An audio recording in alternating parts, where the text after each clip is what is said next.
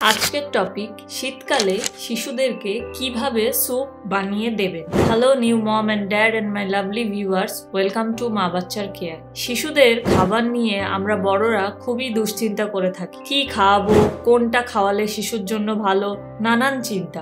শীতকালে স্যুপ ছোট বড় সবার জন্য খুবই আরামের একটি খাবার। আমাদের বাড়িতেই কয়েকটি জিনিস থাকে, সেগুলো দিয়েই আমরা অনেক রকম স্যুপ বাচ্চাদেরকে বানিয়ে দিতে পারি। চলুন জেনে নিই। অনেক বাচ্চা খেতে চায় না, তবে একদম ছোট থেকেই বাচ্চাকে অভ্যেস করাতে হবে অল্প অল্প করে, কারণ স্যুপ ভীষণই হেলদি একটি খাবার। 1 নম্বর, চিকেন দিয়ে স্যুপ বানিয়ে দিতে পারেন যে কোনো রকম। 2 নম্বর, সবজি দিয়ে স্যুপ বানিয়ে দিতে পারেন। 3 নম্বর, ডাল দিয়েও স্যুপ বানানো যায়। 4 নম্বর, ডিম অনেক সময় বাচ্চারা খেতে চায় না, সেক্ষেত্রে ডিম দিয়ে। 5 নম্বর, সবজি বাচ্চাদের জন্য খুবই প্রয়োজনীয়। কনস্টিপেশন দূর করতে সবজি খুব দরকার, কিন্তু বাচ্চারা সহজে সবজি খেতে চায় না, সেক্ষেত্রে সবজি দিয়ে প্যানকেক যেমন বানিয়ে দেবেন, পাশাপাশি সবজিটা সেদ্ধ করে ভালো করে ব্লেন্ড করে তার সাথে চিকেন দিতে পারেন। এই ধরনের স্যুপ হালকা উষ্ণ গরম গরম বাচ্চাকে খেতে দেবেন। 6 নম্বর, পুরো 1 বাটি স্যুপ যদি না খায় বাচ্চা,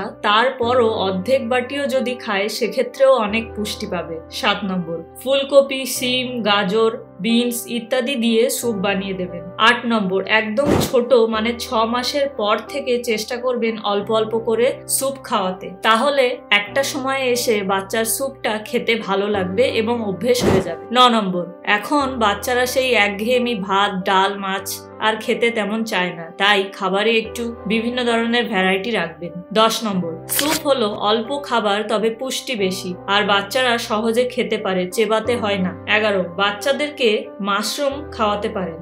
মাশরুমে খুব ভালো পরিমাণ ভিটামিন ডি থাকে, লো কোলেস্ট্রল থাকে এবং ফাইবার বেশি থাকে এবং অনেক মাল্টি মিনারেলস থাকে। স্যুপে একটু একটু মাশরুম দিতেই পারেন। মোটামুটি বাড়িতে যেসব ইনগ্রিডিয়েন্টস থাকবে সেগুলো দিয়েই এক এক দিন এক এক ধরনের স্যুপ বাচ্চাকে বানিয়ে দেবেন, কারণ স্যুপ হলো সার্বজনীন একটি হেলদি খাবার। প্রচুর এনার্জেটিক রাখতে স্যুপ খুব উপকারী। আজকের আলোচনা এই পর্যন্ত। দেখা হবে নতুন কোনো ভিডিওতে নতুন কোনো তথ্য নিয়ে। ভিডিওটি আপনার উপকারে এলে অবশ্যই লাইক, কমেন্ট, শেয়ার এবং সাবস্ক্রাইব করতে ভুলবেন না। ভালো থাকবেন, সুস্থ থাকবেন। ধন্যবাদ।